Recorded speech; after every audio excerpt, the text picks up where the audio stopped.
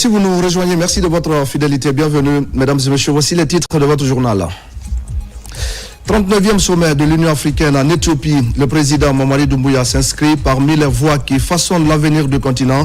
Le voyage du chef de l'État traduit l'engagement de la Guinée à œuvrer pour l'unité, la paix et le développement durable en Afrique. Notre pays marque avec succès son retour sur la scène internationale. Les auditeurs en finances publiques de Guinée viennent de passer un mois d'immersion en Sierra Leone, un séjour d'études marqué par des cours intenses en anglais d'affaires.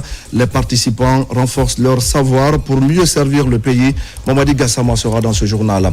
La Guinée vers le mois saint de Ramadan. À quelques jours du démarrage des 30 jours de pénitence, des initiatives se mettent en place. Une exposition des articles divers et des denrées est lancée à Kipé. Nous ferons également le point dans cette édition d'information. Voilà pour le sommaire. Bonsoir à tous. Dans la capitale diplomatique de l'Afrique, la Guinée affirme son retour avec solennité.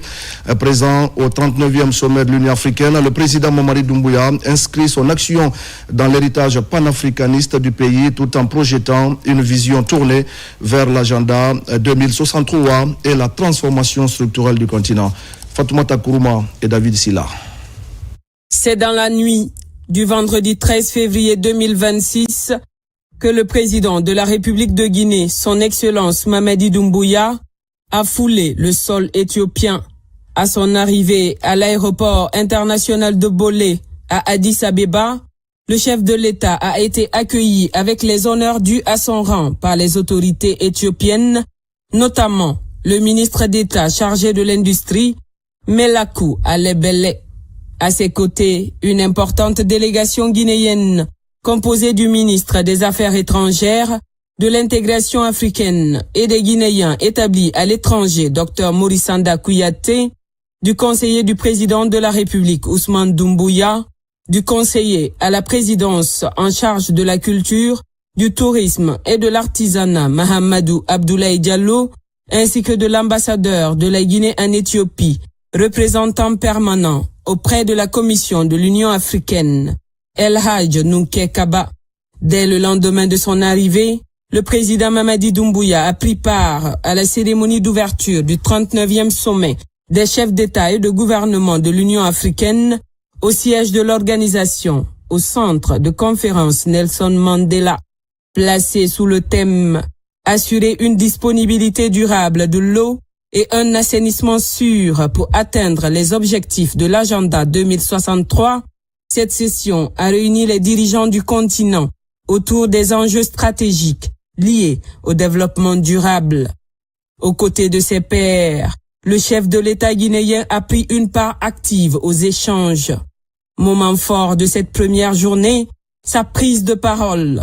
Le président Mamadi Doumbouya y a rappelé le rôle historique et centrale jouée par la République de Guinée dans la création et le renforcement de l'Union africaine, héritière de l'organisation de l'Union africaine. C'est pour moi un grand honneur de prendre la parole aujourd'hui pour la première participation de la République de Guinée à un sommet de l'Union africaine depuis l'avènement de notre 5e République à la suite de l'élection présidentielle qui a consacré la volonté souveraine du peuple guinéen de poursuivre la refondation. La Guinée, depuis nos pères fondateurs, elle a toujours porté haut l'idéal panafricain. Aujourd'hui, plus que jamais, cet idéal doit être notre action collective. Il a également insisté sur les attentes légitimes des peuples africains qui aspirent à un développement économique concret, inclusif et durable. Nos peuples attendent des résultats concrets. Ils attendent de nous non seulement des déclarations, mais surtout des transformations tangibles dans leur quotidien, l'accès à l'énergie, à l'éducation, à la santé, à l'emploi et à la dignité économique. C'est dans cet esprit que la Guinée a engagé une dynamique profonde de repositionnement diplomatique, économique et institutionnel. Notre conviction est simple. Il n'y a pas de souveraineté politique durable sans souveraineté économique. Et il n'y a pas de développement inclusif sans maîtrise stratégique de nos ressources naturelles, humaines et technologiques. L'Afrique dispose d'atouts exceptionnels. La jeunesse, la plus dynamique du monde, des ressources naturelles abondantes, un potentiel agricole immense et une capacité d'innovation croissante. Nous devons collectivement accélérer les réformes structurantes autour de 3 priorités majeures. Premièrement, l'industrialisation et la transformation locale de nos ressources. L'exportation de nos matières premières sans valeur ajoutée ne peut plus être la norme. Nous devons produire, transformer et commercer africain. Deuxièmement, l'intégration économique et les infrastructures continentales, routes, chemins de fer, énergie numérique, sans interconnexion réelle, restent sous-exploitées malgré la zone de libre-échange africaine. Troisièmement, le capital humain, l'éducation, la formation technique, la science, l'innovation et désormais l'intelligence artificielle doivent devenir les piliers de notre compétitivité collective. Dans cette dynamique, le chef de l'État a mis en lumière le programme structurant Simandou 2040, présenté comme un levier stratégique de transformation économique et sociale fondé sur la responsabilité, la durabilité et la valorisation des ressources nationales au service des générations futures. La Guinée s'inscrit pleinement dans cette vision à travers notre programme de transformation socio-économique à long terme. Nous travaillons à bâtir une économie diversifiée, créatrice d'emplois et respectueuse de l'environnement, tout en renforçant la stabilité institutionnelle et la confiance des partenaires. Mais nous savons que le destin de nos nations est lié. Aucune réussite nationale durable ne peut se construire en dehors d'une Afrique forte, stable et intégrée. C'est pourquoi nous appelons à un panafricanisme, des projets concrets, des investissements structurants, de la solidarité économique et de la sécurité collective. Chers frères et sœurs africains, l'histoire nous observe. Nos peuples nous regardent. Nous avons aujourd'hui l'opportunité de faire entrer l'Afrique dans une nouvelle phase, celle de la transformation, de la souveraineté assumée et de la prospérité partagée. La Guinée prendra toute sa part dans ces efforts collectifs avec l'unité, détermination et esprit de fraternité africaine. Je vous remercie. À l'issue de son allocution, une vive ovation est venue saluer la prise de parole du président guinéen, traduisant l'écho favorable rencontré par son message.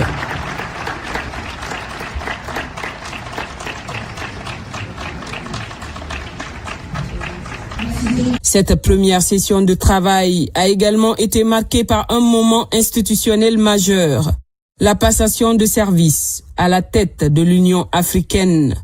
Le président João Lourenço, chef de l'État angolais et président en exercice de l'Union africaine depuis février 2025, a officiellement passé le témoin à son Excellence Évariste Ndayishimiye, président de la République du Burundi, désormais président en exercice de l'organisation continentale. En marge des travaux, le président Mamadi Doumbouya a multiplié les échanges fraternels avec ses homologues et plusieurs personnalités présentes à ce rendez-vous international d'envergure, renforçant ainsi les liens diplomatiques et stratégiques de la Guinée.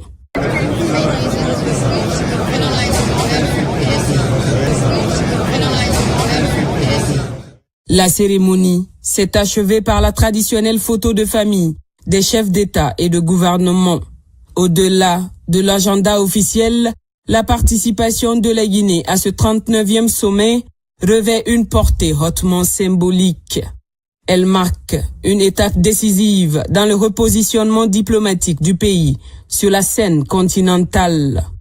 Après une période de transition institutionnelle, la République de Guinée est pleinement réinstallée au sein des instances régionales et africaines.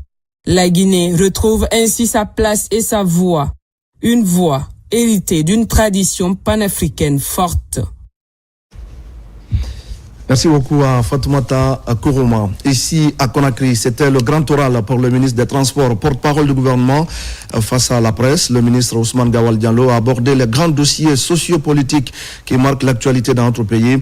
Un exercice pour rassurer l'opinion, pour renforcer la confiance et pour dévoiler les premières mesures concrètes appelées à marquer l'entrée en action de la Ve République. On fait le point avec Abraham Christophe Conté. Devant la presse nationale, le ministre Gawal Diallo fait le point de l'actualité sociopolitique du pays. Les questions des dernières élections présidentielles et ses enjeux, la mise en place du nouveau gouvernement de la Ve République, la participation du président Mamadi Doumbouya au sommet de l'Union africaine, l'organisation prochaine des élections législatives et communales sont des sujets débattus. L'élection présidentielle, c'est une étape importante pour notre pays. La toute première depuis les années 40 qu'on organise des élections qui s'est déroulée dans des conditions de paix, de stabilité. Ça, c'est quelque chose qui a été salué aussi bien à l'intérieur par les voisins que par la communauté internationale. Ça a amené le pays à, d'une certaine manière, retrouver sa place dans les organisations internationales sous-régionales, africaines et par ailleurs internationales. La CEDEAO a ouvert le bal en levant toutes les sanctions et restrictions qui étaient imposées à notre pays depuis le 5 septembre 2021, puis l'Union africaine. On a vu la francophonie il y a quelques années déjà desserrer les éléments parce qu'il avait estimé que nous étions sur la bonne direction. Le président de la République, et c'est le moment de le dire, prendra une place considérable à l'Union africaine, au prochain sommet de l'Union africaine qui se tient à Addis Abeba. Ce sera sa toute première participation à ce sommet continental et nous espérons qu'il se déroulera dans de bonnes conditions. En tout cas, le retour de la Guinée à cette place, pays fondateur de l'Union africaine, pays qui a donné son premier secrétaire général à cette organisation, le retour d'un président dont le panafricanisme n'est plus à démontrer, est un symbole aussi fort. Il aurait pu réserver sa première visite au pays voisin après l'élection à un pays occidental ami, mais il a choisi la réunion continentale de toute l'Afrique.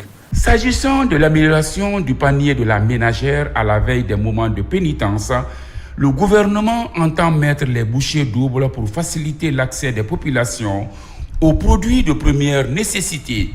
Quant à la mobilité des usagers, le ministre porte-parole du gouvernement répond. Le problème des bus, c'est un problème de réseau. Aujourd'hui, on est en train, pour certains d'entre vous ont vu, de reconstituer les abris et les arrêts bus. Lorsque vous mettez des bus en circulation, il faut que le citoyen sache à quel endroit il s'arrête. Il faut mettre un arrêt de bus ou un abri bus. Il faut qu'on fasse un trajet. On est en train de construire. Vous en avez vu certains à Madina, etc.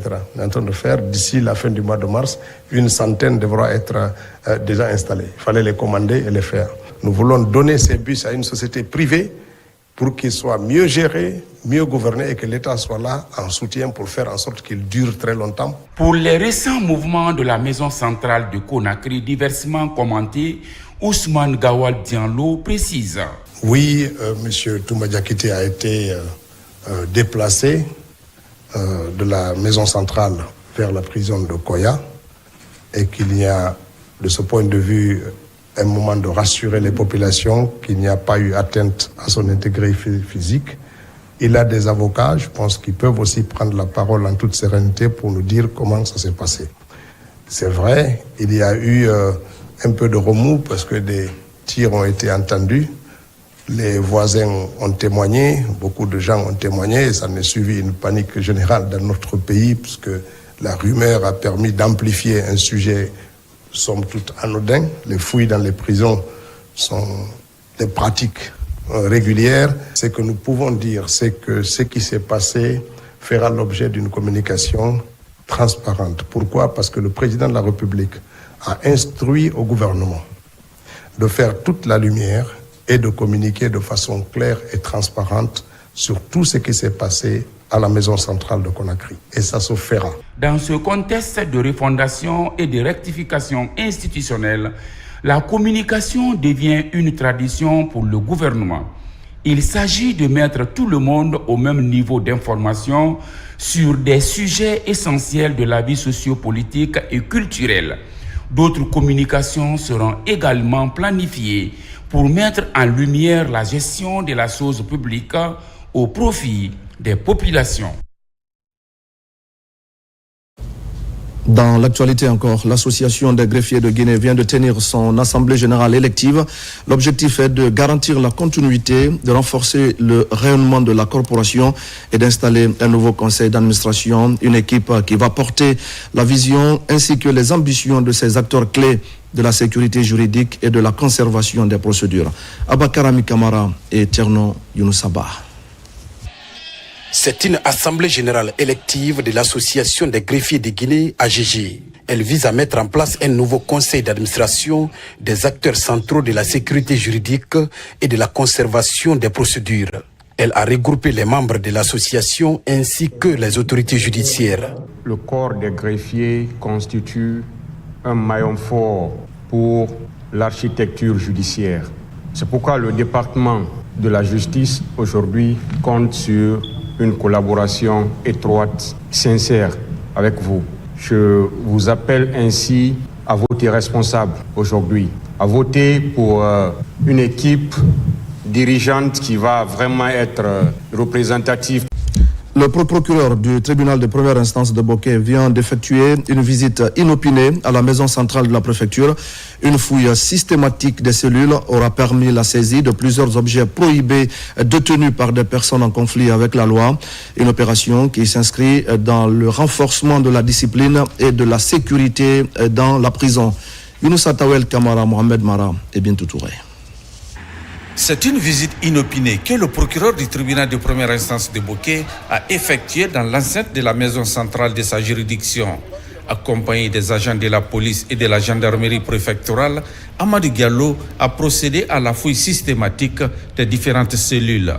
Au cours de ce processus de contrôle, il y retrouve plusieurs objets inadmissibles dans les cellules.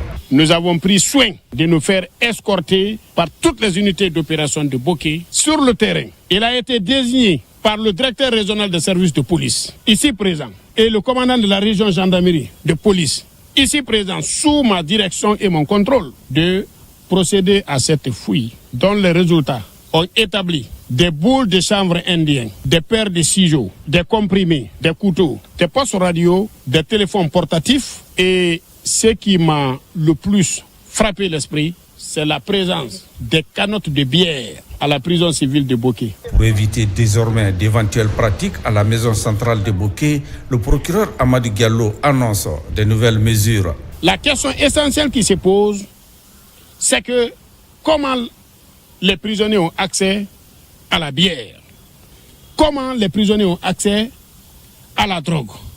Bref, comment ils ont accès à tous ces stupéfiants? Je pense que la question mérite d'être répondue simplement par la complicité des encadreurs de la maison d'arrêt de Boké.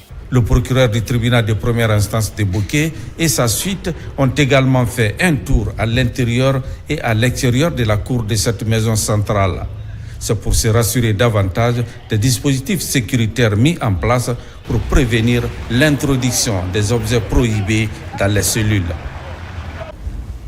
Et pendant ce temps, je le disais tout à l'heure au sommaire, après un mois d'immersion en Sierra Leone, les auditeurs en finances publiques guinéennes viennent de regagner le pays.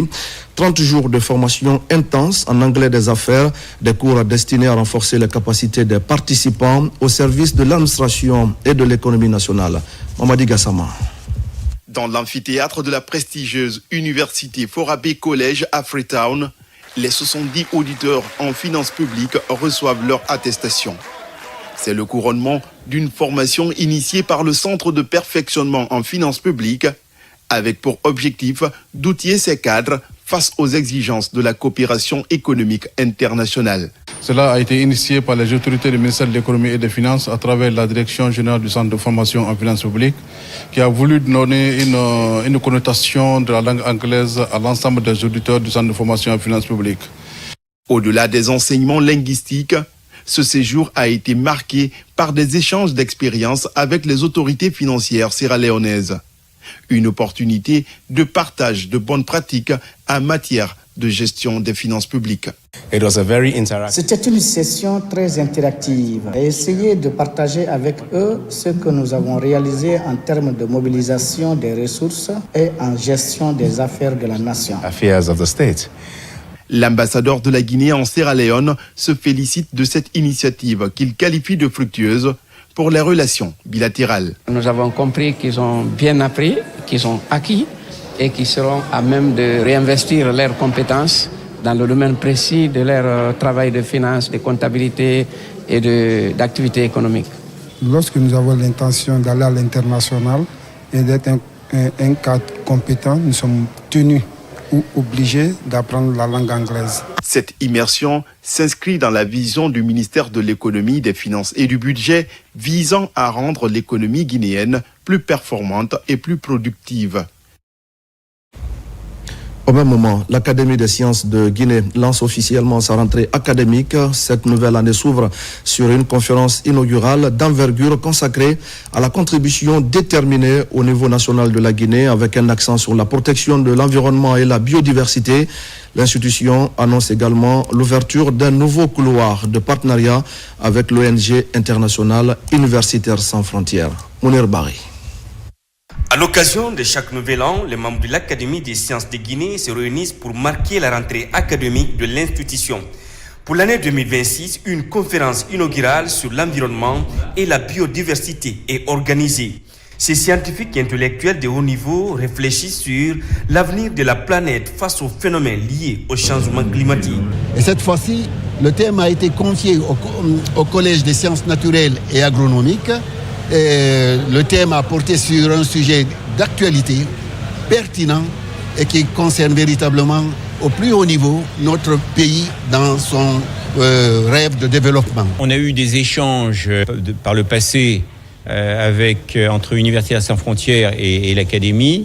Et donc, je profite d'une mission que je fais ici pour échanger directement avec l'ensemble des partenaires et examiner les axes de coopération que l'on peut mener ensemble. Cette rencontre est une aubaine pour ces experts d'échanger sur plusieurs thématiques d'actualité.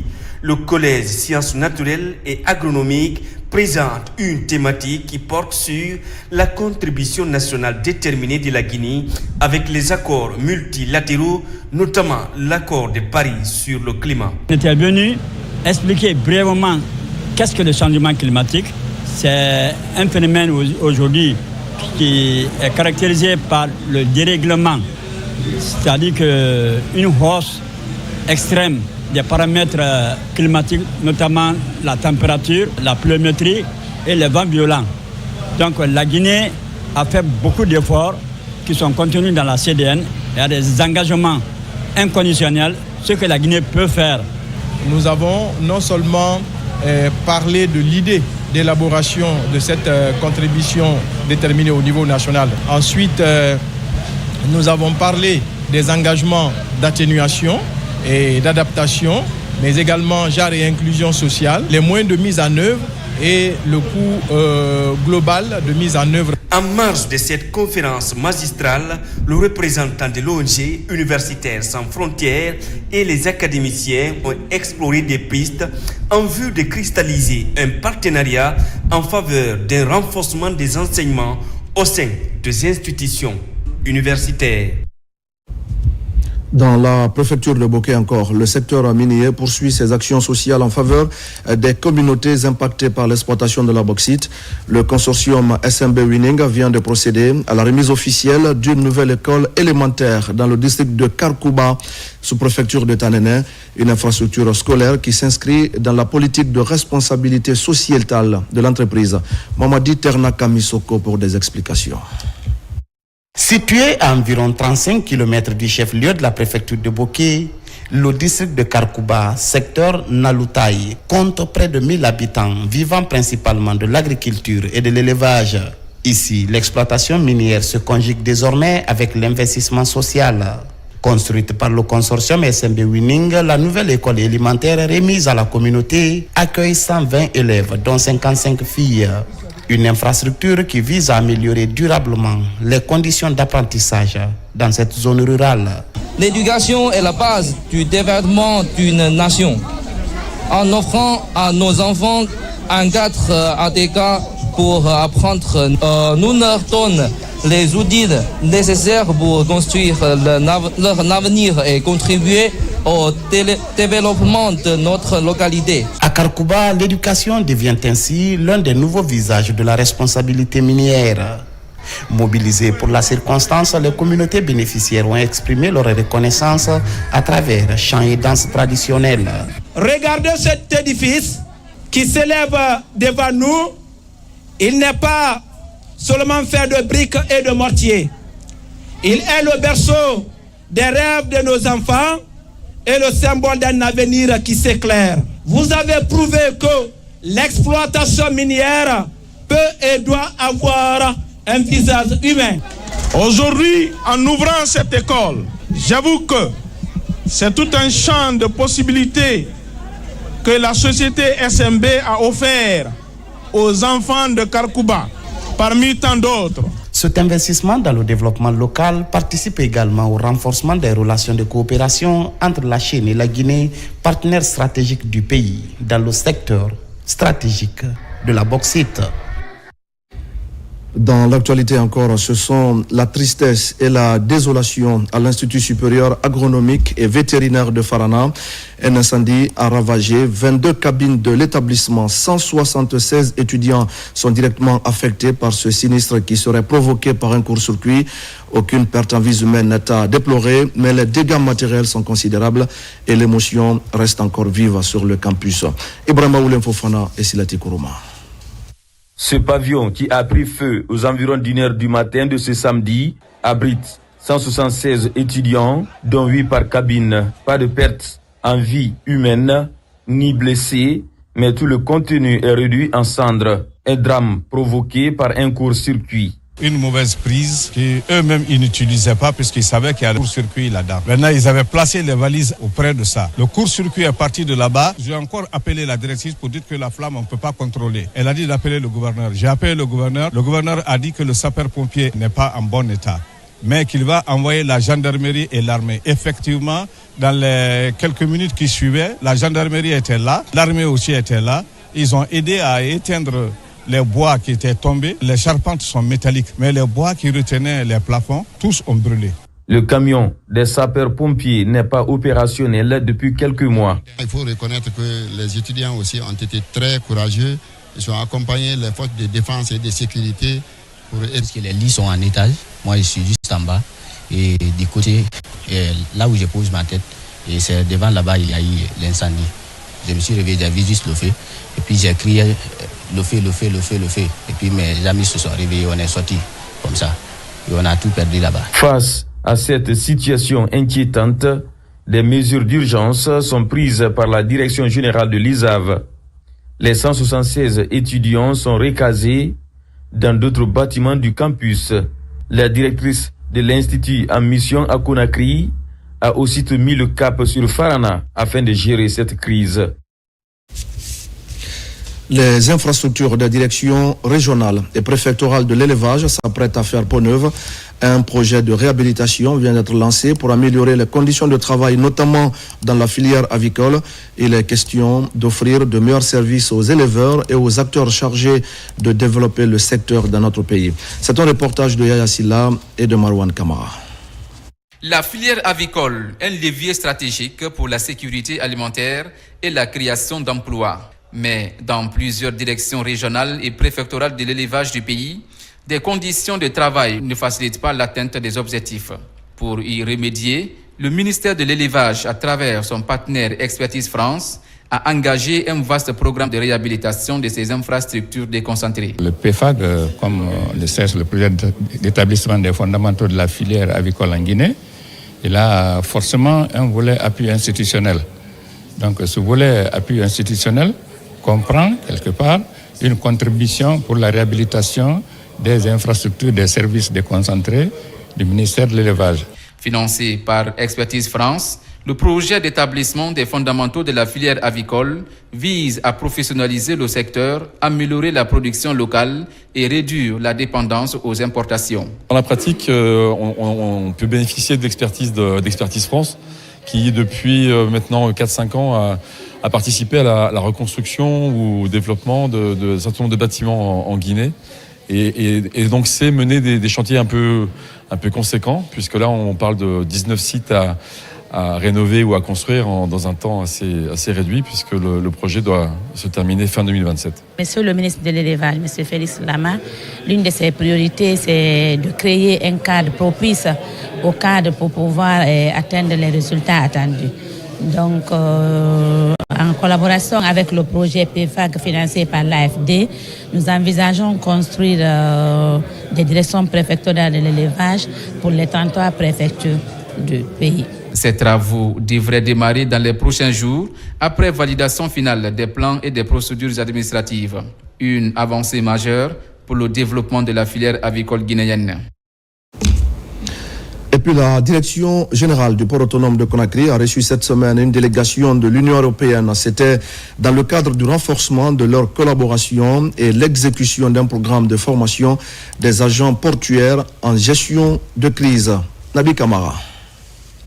Une mission de l'Union européenne en séjour de travail à Conakry. Elle vient renforcer sa coopération avec la direction générale du port autonome de Conakry, qui a été affectée par l'explosion du dépôt du carburant de Koronti. Une épreuve dure qui a donné lieu à un renforcement des capacités du personnel du port en gestion de crise à travers une formation assurée à cet effet par cette institution française. L'objectif de notre visite aujourd'hui, c'était de rencontrer les autorités du port, à commencer par le DG et son équipe, pour voir ce qui a été mis en place dans le cadre du soutien de l'Union européenne à la gestion de crise au port de Conakry, à travers un projet qui s'appelle ENMAR, qui est sur renforcer les capacités portuaires des ports d'Afrique de l'Ouest. C'était vraiment l'occasion de voir et d'échanger avec le DG et son équipe sur ce qui a été fait, les résultats atteints et aussi de voir les perspectives de collaboration futures. En attendant le programme de l'année en cours, la Direction générale du port autonome de Conakry s'est dit satisfait des résultats de la première tranche de formation de ses agents assurés par Expertise France. On a développé beaucoup de manuels de développement de gestion plutôt de crise et on a eu un plan de gestion, on a fait la cartographie des incidents qui peuvent surgir à l'enceinte du port et mettre des mesures sur place, comment remédier ou réagir à ces incidences. Donc là, on a presque fini ce programme cette année. Là, ils sont venus pour clôturer ce programme et voir si ça a été efficace et qu'est-ce qui a marché et qu'est-ce qu'on peut entamer les années suivantes. Le partenariat port autonome de Conakry-Union européenne se porte donc bien et se disent prêts à œuvrer davantage pour le plus grand bien des deux institutions. Et puis le tronçon de 18 km reliant Kissidougou à Guékédou connaît une relance effective. Depuis novembre dernier, les autorités ont donné un coup d'accélérateur aux travaux. Et sur le terrain, vous allez le voir tout à l'heure, les équipes redoublent d'efforts pour réhabiliter rapidement cette portion de route. Et selon la société en charge du chantier, plus de 60% des travaux sont désormais réalisés. Sur place, on fait le point des opérations avec Robert Siditolno.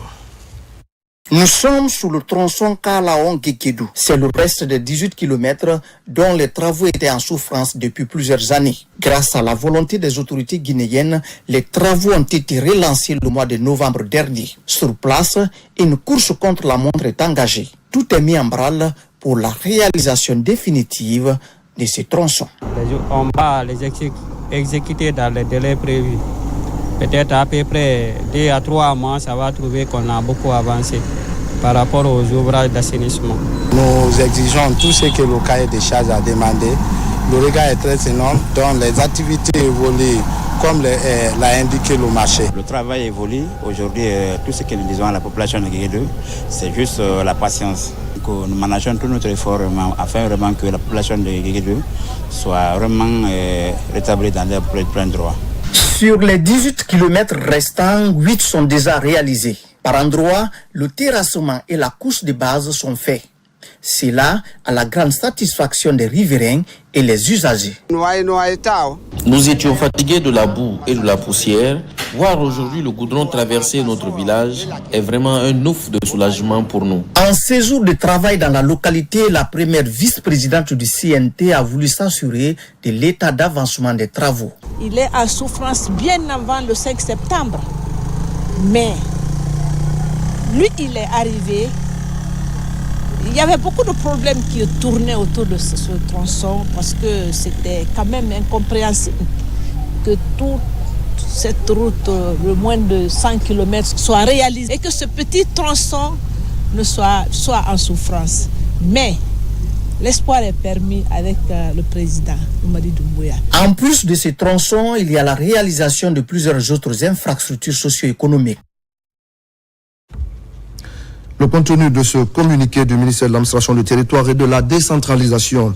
Le ministre de l'Administration du Territoire et de la Décentralisation a été saisi par les autorités administratives et locales de l'absence de consensus dans le choix du patriarche de Kissidougou et les positionnements consécutifs depuis le décès du patriarche Feu Mamadi Massaré.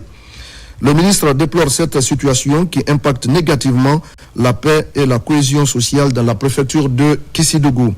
Au regard de ce manque de consensus qui peut provoquer des troubles à l'ordre public, le ministre de l'Administration du Territoire et de la Décentralisation ordonne la suspension de toute activité relative à l'installation d'un successeur au patriarche Feu Mamadi Massaré jusqu'à nouvel ordre.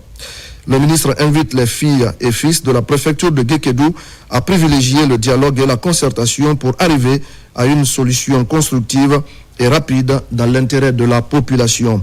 Le gouverneur de Farana, le préfet et le président de la délégation spéciale de Kissidougou sont instruits de prendre toutes les dispositions pour faire respecter cette mesure.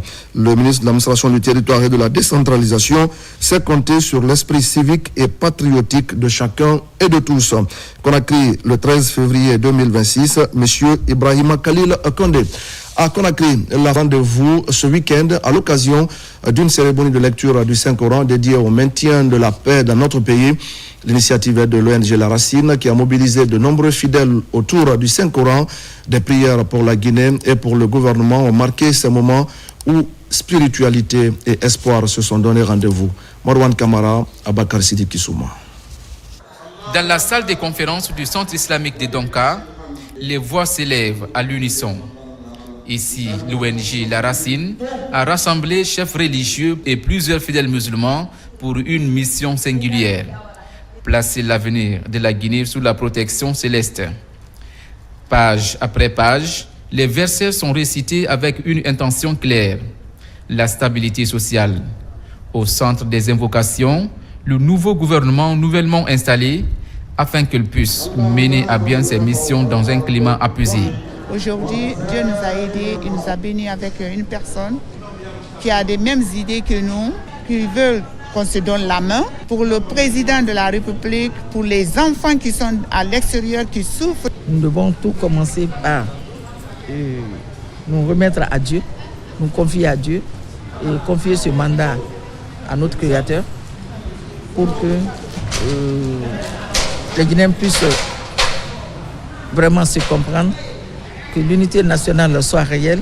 Par cette mobilisation religieuse, l'ONG La Racine entend apporter sa contribution à la consolidation de la paix et à l'accompagnement des autorités guinéennes dans l'intérêt supérieur de la Guinée. C'est une très bonne chose à notre qualité de chef religieux, de satisfaction et de réconfort. À l'endroit de nos vaillantes mamans, à travers notre chère fille, Madame Sako Rouziatou. Merci pour ces bénédictions. Vous avez fait cette bénédiction pour toute la Guinée. Si Dieu protège un chef de l'État, c'est le bien-être de toute la nation. Au cours de la rencontre, des prières et bénédictions ont également été dressées à l'ensemble des Guinéens, appelés à privilégier le dialogue, la tolérance et la solidarité pour le développement harmonieux.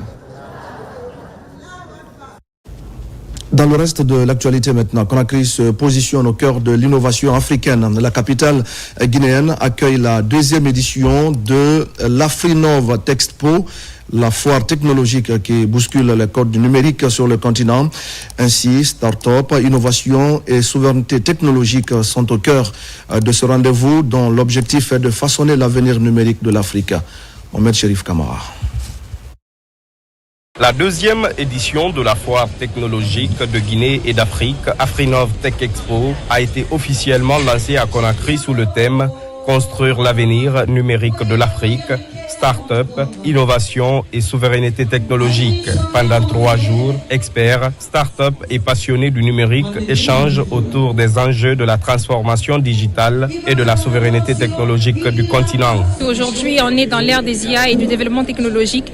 Et nous, on a développé une solution qui s'appelle Ma Photo, qui permet aux organisateurs d'événements et aux photographes, aux participants de retrouver facilement leurs photos à travers les IA. Cet événement peut être bien pour la Guinée parce qu'en tant que jeunes, aujourd'hui, on cherche beaucoup à se développer dans le domaine de la technologie. Initiée par l'entreprise Afrique Innovation Technologie, cette foire se veut une plateforme de promotion de l'excellence technologique et d'opportunités pour les jeunes innovateurs. Le but recherché d'abord, c'est d'inculquer cette notion de souveraineté technologique dans la tête de tous les Guinéens, de tous ces pays d'Afrique, parce que je rappelle que cette 2e édition, il y a d'autres pays qui sont aujourd'hui parmi nous. Et créer cette émulation entre ces jeunes, de décloisonnement dans notre écosystème numérique en Guinée et dans l'Afrique. Masterclass, exposition de solutions innovantes et rencontres avec des investisseurs marquent cette édition qui ambitionne de positionner la Guinée comme un acteur dynamique de l'écosystème numérique africain.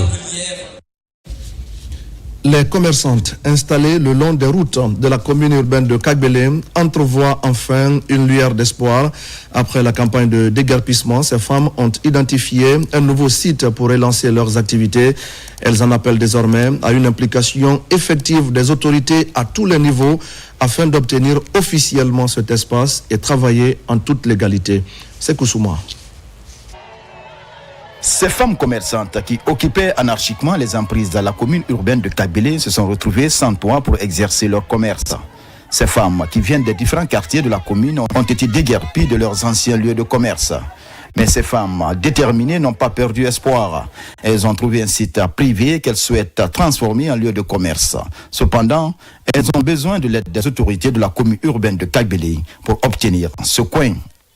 Nous sommes là ce matin sur le site là, que nous voulons que les autorités nous aident à construire ce site pour nous, pour que les femmes qui ont été déguerpies au niveau de Kagbélé, dans les rues de Kagbélé, qu'ils soient affectés dans ce site-là. C'est ce que nous voulons. Nous voulons un grand marché. Les autorités de la commune urbaine de Kagbélé sont déterminés à répondre à l'appel de ces femmes commerçantes et à les aider à trouver une solution pour leur permettre de reprendre leur commerce et de subvenir aux besoins de leur famille. Ce sont nos mères, ce sont nos sœurs, ce sont nos filles.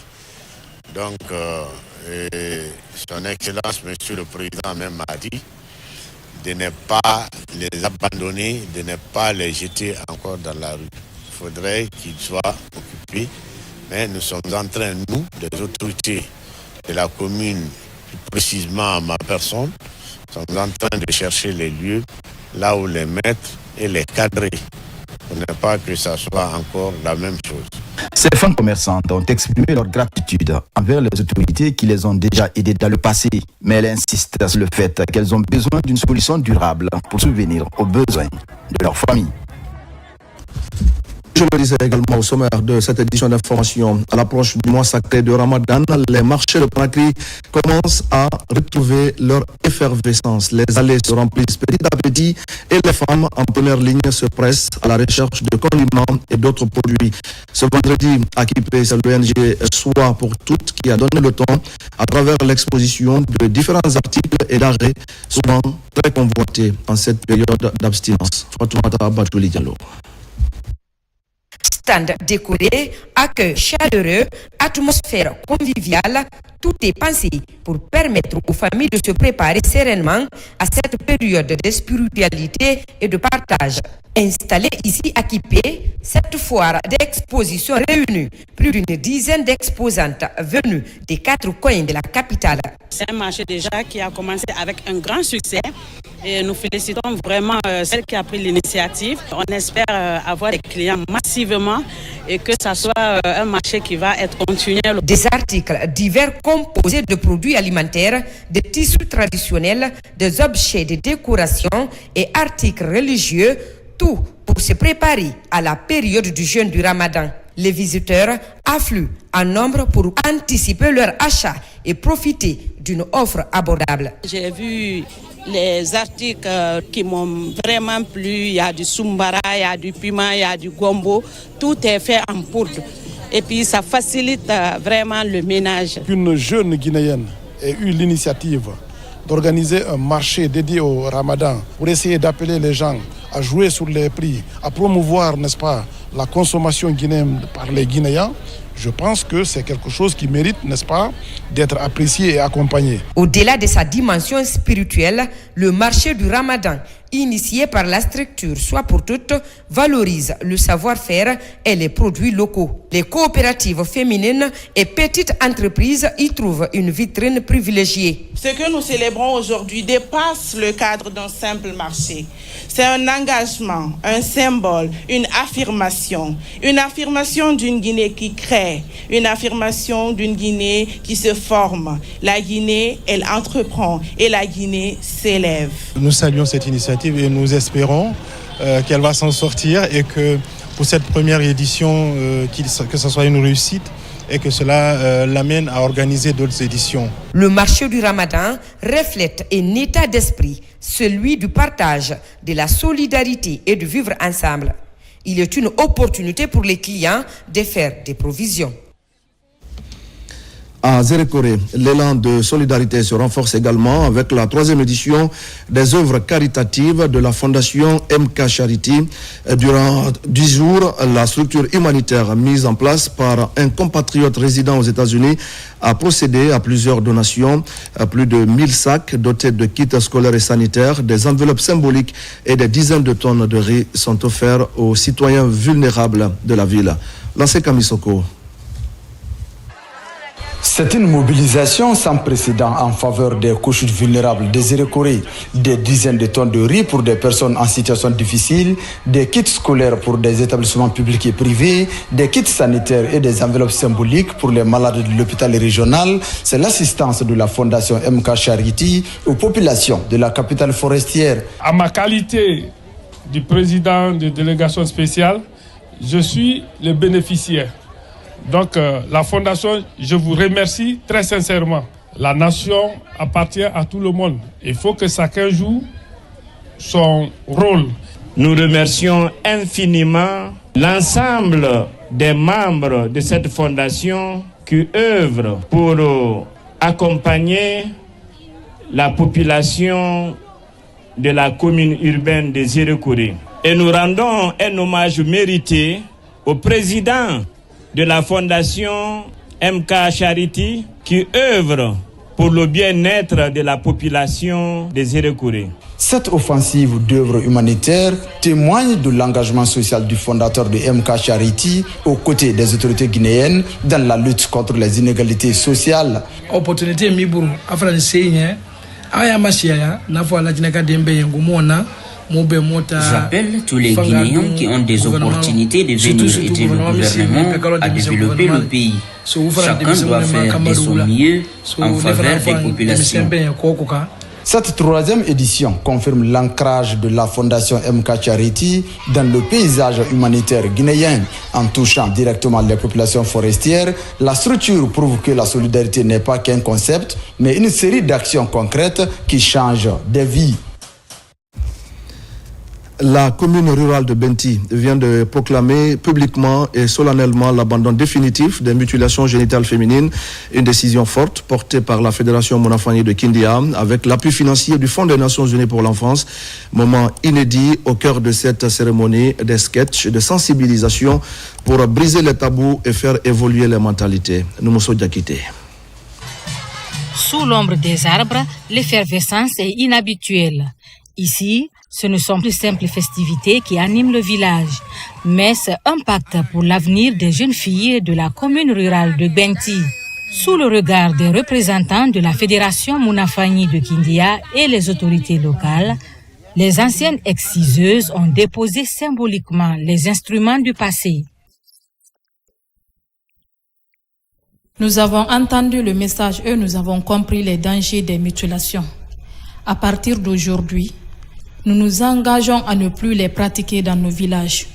Et nous allons aussi sensibiliser les villages environnants afin de lutter cette pratique néfaste. Le geste est symbolique, mais sa portée est immense.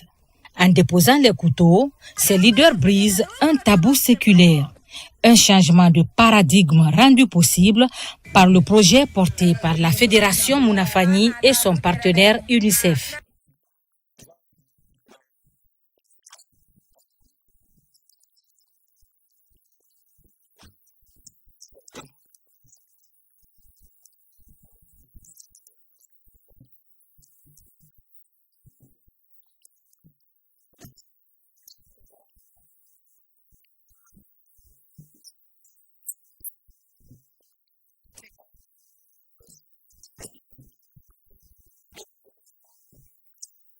La cérémonie s'est achevée par des chants et des danses traditionnelles, symbole d'un nouveau départ.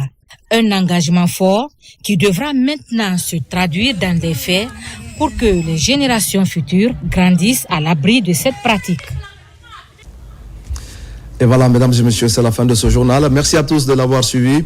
Je vous retrouve dans quelques jours pour d'autres actualités de la Guinée, notre paradis, terre de richesse et d'innovation.